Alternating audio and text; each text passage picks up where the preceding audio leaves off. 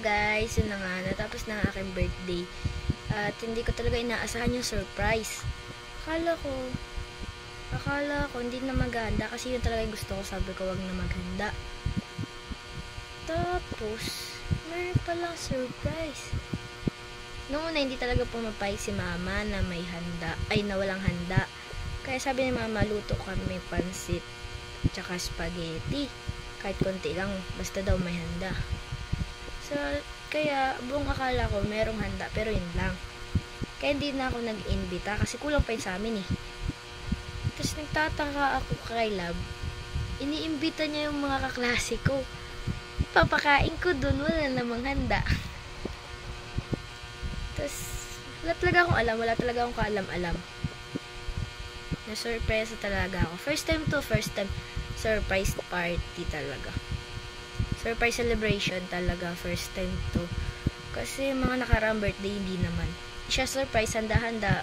Usually, resort lang kami. Swimming, ganun. Tapos, nagulat ako, dami kong handa. Usually, may handa naman dati. Madami din naman. Pero resort lang kami. And thank you so much sa mga nag-surprise sa akin. Isa sa mga nag-surprise sa akin, sa mga naghanda, sa mga tumulong talaga. Pag-alis ko kasi kanina nung umaga, ang kalat dito sa bahay. Kaya nagulat ako, biglang luminis. Tapos ang daming pa-balloons. Ang daming tawag dun? Yung parang curtains, party curtains ba yun? Ang dami. Tapos may mga handa na, ang linis na, as in, ang linis talaga dito sa bahay. Pag-alis ko ng umaga, napakakalat. Hindi naman pero magulo siya talaga, madumi. Yun, hindi ko talaga siya inasahan. So, thank you. Alam ko, medyo nahirapan kayo, nagahol sa oras, kasi nagmamadali na rin. Kasi, saglit lang di kami sa bayan nun. Tapos, si mama, parang di niya alam na may madaming pagkain kasi bumili pa kami ng manok. Bumili kami lechon manok. Hindi niya alam siguro. Hindi ko sure. So yun, thank you so much talaga sa mga hindi ko naimbitahan. Sorry, hindi ko alam, madami ako handa. Sa mga nag-asikaso, thank you so much. Sa mga nagregalo kahit malalayo, thank you. Sa mga bumate, hindi ko na kayo may isa-isa talaga, thank you so much. Especially kay mami, thank you talaga. Kahit malayo ka, ginawan mo ng paraan na magkahanda ako, na magkaroon ng celebration. Kahit hindi ganun ka bongga, at least may celebration. Yun naman yung mahalaga. Hindi naman din ako naghahangad ng celebration. Sabi ko nga nung una, wag na mag-celebrate. Practical kasi. Wag kung magiging practical ka, celebrate pa, mapapagod lang maghanda, diba? Pero kahit ganun, thank you kasi na-appreciate ko talaga. Thank you so much. Thank you talaga kay mami kasi kahit dati pa, hindi mo ako pinapabayaan, hindi mo kami pinapabayaan ni Leo. Nandiyan ka lagi. Thank you so much talaga kay mami kasi kahit dati pa, hindi mo ako nakakalimutan, nandiyan ka palagi para sa amin ni Leo. Kahit ngayon, ang layo mo, gumawa ka ng paraan.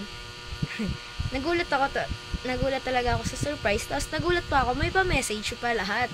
Na talaga, may pa-message. Kahit hindi masyadong handa yung mga nag-message, hindi masyado seryoso yung iba kasi on the spot silang nag-message. Na-appreciate ko talaga. Kasi nag-effort sila, syempre. Nag-effort sila kahit on the spot. Nag-message sila kahit hindi sila masyadong sanay sa mga ganung bagay, diba? Alam mo naman ngayon, generation ngayon, wala nang ganun na message na parang nahihiya na sila ganun. Pati yung mga bata, yung mga pinsan ko nag-message din kahit ang kukulit. Thank you talaga sa inyo lahat. Thank you kay mama, kay Tito Benjo, sumama sa akin sa pagbili ng motor. Thank you kay mami, of course. Binila niya ako ng motor kahit malayo siya, diyan pa rin talaga yung regalo, diyan pa rin yung celebration. Pinaramdam niya talaga sa akin yung love kahit malayo siya.